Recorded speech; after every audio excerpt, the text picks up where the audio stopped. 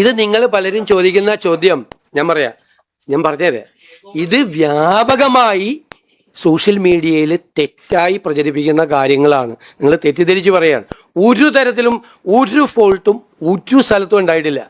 ഒരു ക്യാമ്പിൽ പോലും ഒരു പ്രശ്നം ഉണ്ടായിട്ടില്ല. അല്ല വെയിറ്റ്, ഞാൻ പറയുന്നത് ഒരു ക്യാമ്പിൽ പോലും ഒരു പ്രശ്നം ഉണ്ടായില്ല. ആറന്മുളയിൽ ഉണ്ടായത് ഒരു പാർട്ടിയുടെ ഏരിയ സെക്രട്ടറി ആയിട്ടുള്ള ഒരാൾ ഒരു സ്ത്രീയെ പ്രേരിപ്പിച്ച് അവിടെ മീഡിയയെ കൊണ്ട് പറയിപ്പിക്കുകയാണ്. പിന്നീട് ആ സ്ത്രീ വന്ന് കറക്റ്റ് പറഞ്ഞു. ഈ കുത്തിത്തിരിപ്പ് ഉണ്ടാക്കരുത്. ദുരന്തങ്ങൾ ഉണ്ടാകുന്ന സമയത്ത് കുത്തിത്തിരിപ്പ് ഉണ്ടാക്കരുത്. ദുരന്തങ്ങൾ ഉണ്ടാവുമ്പോൾ അത് അറിയില്ല. അവര് പറഞ്ഞല്ലോ, അവര് വന്ന് രണ്ടാമത് പറഞ്ഞല്ലോ. നിങ്ങൾ ഒരാൾ സംസാരിക്കും പ്ലീസ്, ഒരാൾ സംസാരിക്കും.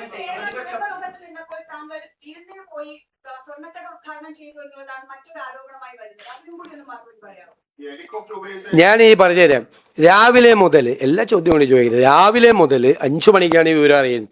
5 മണി തൊട്ട് റവന്യൂ മിനിസ്റ്ററെ ബന്ധപ്പെട്ടു, ചീഫ് സെക്രട്ടറിയെ ബന്ധപ്പെട്ടു, ജില്ലയിലെ ചാർജുള്ള മന്ത്രിമാരെ ബന്ധപ്പെട്ടു, എല്ലാ കളക്ടർമാരെയും ബന്ധപ്പെട്ടു, എല്ലാ മന്ത്രിമാരും സ്പോട്ടിലെത്തി, എല്ലാ MLA മാരെയും ബന്ധപ്പെട്ടു, എല്ലാ കളക്ടർമാരെയും ബന്ധപ്പെട്ടു. നമ്മൾ അങ്ങോട്ട് വരേണ്ട ആവശ്യമുണ്ടോ എന്ന് അവരോട് ചോദിച്ചു. വരേണ്ട ആവശ്യമില്ല എന്ന് പറഞ്ഞു. നമ്മൾ എടുത്ത പ്രോഗ്രാമിന് പോയി. ഞാൻ ഭക്ഷണം കഴിച്ചു പോയി അന്ന് 3 മണിയായപ്പോൾ. എനിക്കറിയില്ലായിരുന്നു. എനിക്കറിയില്ലായിരുന്നു 2018-ലും 2019-ലും ദുരന്തം ഉണ്ടായിരുന്നപ്പോൾ അന്നത്തെ മുഖ്യമന്ത്രി നിരാഹാരമാണ് ഇരുന്നതെന്ന് എനിക്ക് അറിയില്ലായിരുന്നു. ഞാനൊന്ന് ഭക്ഷണം കഴിച്ചു പോയി. നിങ്ങൾ എത്ര അപവാദ പ്രചരണമാണ് നടക്കുന്നത്. ഞാൻ 3 മണിക്കാണ് ഞാൻ മലപ്പുറത്ത് എത്തുന്നത്, പൊന്നാനിയിലെത്തുന്നത്, സി ഹരിദാസ് സാറിൻ്റെ വീട്ടിൽ. ഞാൻ അപ്പുറത്തെ വീട്ടിൽ എനിക്ക് ഭക്ഷണം അറേഞ്ച് ചെയ്തിട്ടുണ്ടായിരുന്നു, എൻ്റെ ഒരു ഫ്രണ്ടിൻ്റെ വീട്ടിൽ. ഞാൻ ഭക്ഷണം കഴിക്കാൻ പാടില്ലേ? 3 മണിക്കാണ് ഞാൻ ഭക്ഷണം കഴിക്കുന്നത്. എന്ത് തെറ്റാണ്, എന്തൊരു അപവാദ പ്രചരണം, എന്തൊരു ഹീനമായ അപവാദ പ്രചരണമാണ് നടക്കുന്നത്. ഭക്ഷണം കഴിച്ചെന്ന് അല്ലല്ല വെയിറ്റ്, പിന്നെന്താ ഞങ്ങൾ ഞാൻ ഭക്ഷണം കഴിക്കുന്ന എങ്ങനെ മാച്ച്, എന്ത് മാച്ചിങ് ആണുള്ളത്? നീലയും കറുപ്പോ? നിങ്ങളെന്താ ഒരു ഭക്ഷണം കഴിക്കുന്നത് ഫോട്ടോ എടുത്ത് പുറത്തു കൊടുത്തതിന് നിങ്ങൾ എന്താ ഔചിത്യമുള്ള നിങ്ങളുടെ ചോദ്യത്തിൽ? അല്ലത് ഭക്ഷണം കഴിച്ചു, തെറ്റുപറ്റിപ്പോയി, ഇനി പോലെ ഭക്ഷണം കഴിക്കാതിരിക്കും. എന്തൊരു മര്യാദകേടാണ്. എത്ര ഹീനമായിട്ടുള്ള പ്രചരണമാണ്. ഒരു സ്ഥലത്ത് ഭക്ഷണം കഴിക്കുന്നത്, ഒരു സ്ഥലത്ത് വെള്ളം എടുക്കുന്നു. അല്ല, ഒരു ചോദ്യത്തിന് മറുപടി പറ. ഇതിനൊന്നും മറുപടി പറ. എന്ത് ഔചിത്യക്കുറവാണ് ഭക്ഷണം കഴിച്ചതിന്?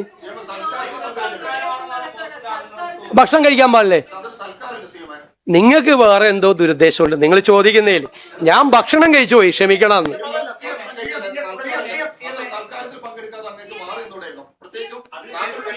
ഞാൻ സൽക്കാരത്തിലല്ല പോയത്, എനിക്ക് ഭക്ഷണം കഴിക്കാനാ പോയത്.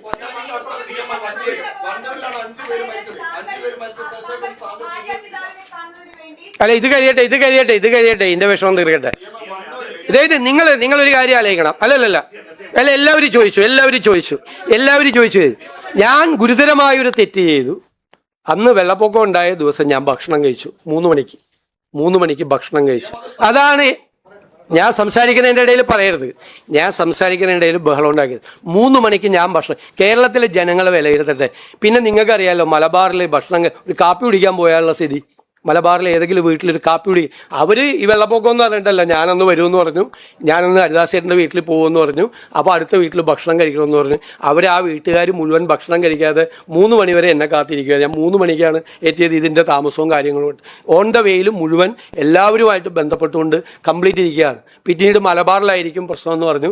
മലബാറിലെ കളക്ടർമാരെ മുഴുവൻ എല്ലാ ഉദ്യോഗസ്ഥന്മാരെ ബന്ധപ്പെട്ടുകൊണ്ടിരിക്കും. നിങ്ങൾക്കൊന്നും പറയാനില്ലാത്തത് കൊണ്ട് നിങ്ങൾ ഒരാൾ മുഖ്യമന്ത്രിക്ക് ഭക്ഷണം കഴിക്കാൻ പാടില്ല എന്ന് എനിക്ക് ഇപ്പോഴാണ് മനസ്സിലായത്.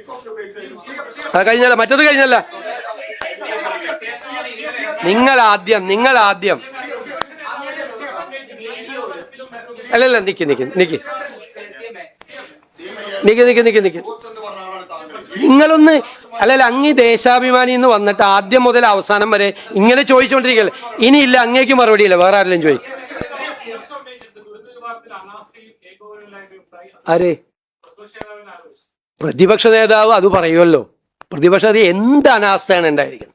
എവിടെയെങ്കിലും ഏതെങ്കിലും ഒരു ക്യാമ്പിലോ ഒരു റെസ്ക്യൂ ഓപ്പറേഷനിലോ എവിടെയെങ്കിലും എന്ത് വീഴ്ച ഉണ്ടായിട്ടുണ്ടോ? അവിടെ ഏരിയ സെക്രട്ടറിയെ കൊണ്ട് സ്വന്തം പേര് പൊക്കി പറയിപ്പിക്കാൻ വേണ്ടി നടത്തിയ ശ്രമമൊന്നും ഞങ്ങൾ നടത്തിയിട്ടില്ല. ഞങ്ങളൊക്കെ ഇതിനേക്കാൾ വലിയ ഫ്ലഡ് കണ്ടവരാ. കേരളത്തിലെ ഏറ്റവും വലിയ ഫ്ലഡ് കണ്ടവനാ ഞാൻ. 75,000 പേരെ ക്യാമ്പിൽ എൻ്റെ നിയോജകമണ്ഡലത്തിലും അത്രയും പേരെ നിയോജകമണ്ഡലത്തിന് പുറത്തും ക്യാമ്പിൽ താമസിപ്പിച്ച ആളാണ്.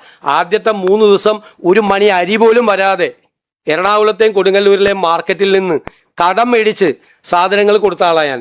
എന്നെ അദ്ദേഹം അന്ന് വന്നിട്ട് എന്താ പറഞ്ഞത്? ഇനി ഒരു കാര്യം, പ്രതിപക്ഷ നേതാവിൻ്റെ അന്നത്തെ പത്രസമ്മേളനത്തിൽ എന്തൊക്കെയായിരുന്നു? ഇതല്ലല്ലോ PM ശ്രീ, പുനർജനി, വേറെ കാര്യമൊക്കെയല്ലേ അദ്ദേഹം പറഞ്ഞത്. ഏത് ഈ ഓപ്പറേഷൻ നടക്കുന്ന സമയത്ത് ഞാൻ ഭക്ഷണം കഴിച്ചെന്നാണ് എൻ്റെ തെറ്റ്. അദ്ദേഹം ഇവിടെ വന്നിരുന്ന് പത്രസമ്മേളനത്തിൽ വന്നിരുന്ന് രാഷ്ട്രീയ ആരോപണങ്ങൾ ഉന്നയിക്കുകയായിരുന്നു അന്നത്തെ ദിവസം. അന്ന് നിങ്ങളാരും ഇത് ചോദിച്ചില്ല. ഈ വെള്ളപ്പൊക്കം നടക്കുമ്പോഴാണോ നിങ്ങൾ രാഷ്ട്രീയ ആരോപണങ്ങൾ ഉന്നയിക്കുന്നതെന്ന് പിണറായി വിജയനോട് നിങ്ങളാരും ചോദിച്ചില്ല. രാഷ്ട്രീയ ആരോപണങ്ങൾ ഉന്നയിക്കുകയായിരുന്നു അന്ന്. PMCയെ പറ്റിയും പുനർജനി പദ്ധതിയെ പറ്റിയുള്ള രാഷ്ട്രീയ ആരോപണങ്ങൾ. ഈ റെസ്ക്യൂ ഓപ്പറേഷൻ ഞാൻ ഭക്ഷണം കഴിച്ചു, എൻ്റെ തെറ്റ്. അദ്ദേഹം രാഷ്ട്രീയ ആരോപണങ്ങൾ ഉന്നയിക്കുകയായിരുന്നു. കളക്ടർമാരെ വിളിച്ചു, MLA-മാരെ, മന്ത്രിമാരെ വിളിച്ചു, പോകണമെന്ന് ചോദിച്ചു. അത് പോകേണ്ട, സോഫോവേഴ്സ് അങ്ങ് പോകേണ്ട കാര്യമില്ല. അങ്ങ് പക്ഷെ തിരുവനന്തപുരത്തെത്തി. ഈ അങ്ങ് ദുരിതബാധിത ചെയർമാൻ കൂടിയാണ് ഇത് കോർഡിനേറ്റ് ചെയ്യുന്നത്. അല്ല, ഞാൻ ഇരുന്ന് എല്ലാം കോർഡിനേറ്റ് ചെയ്യണ്ടേ. അത് എവിടെ ഇരുന്ന് കോർഡിനേറ്റ് ചെയ്യണമെന്ന് നമ്മുടെ ഇതിലല്ലേ തീരും. മാധ്യമങ്ങളോട് കേൾക്ക്, മാധ്യമങ്ങളോട് എൻ്റെ ഓഫീസിൽ നിന്ന് കൃത്യമായിട്ടുള്ള വിവരങ്ങൾ ഓരോ 2-3 മണിക്കൂറും തരുമ്പം 3 മണിക്കൂർ കൂടുമ്പോൾ ഓഫീസിൽ നിന്ന് തരുന്നത്. വെയിറ്റ്. അതുകൂടാതെ റവന്യൂ മന്ത്രിയെ ചുമതലപ്പെടുത്തി റവന്യൂ മന്ത്രി അന്നത്തെ ദിവസം 2 പ്രാവശ്യം ബ്രീഫ് ചെയ്തു. എല്ലാ വിവരങ്ങളും നമ്മളെടുത്ത ഈ നടപടികൾ, കളക്ടറെ ബന്ധപ്പെടുന്നത്, നമ്മൾ NDRFൻ്റെ ഫോഴ്സിനെ കൊണ്ടുവരുന്നത്, നമ്മൾ നേവിയുടെ ഹെലികോപ്റ്റർ ട്രൈ ചെയ്യുന്നത്, കോസ്റ്റ് ഗാർഡിൻ്റെ ബോട്ട് മുതലപ്പുഴയിൽ കൊണ്ടുവരാൻ ശ്രമിക്കുന്നത്, ഇതെല്ലാം നിങ്ങളോട് ബ്രീഫ് ചെയ്തിരുന്നു. നിങ്ങൾ എന്നിട്ട് വെറുതെ വാർത്ത ഉണ്ടാകും.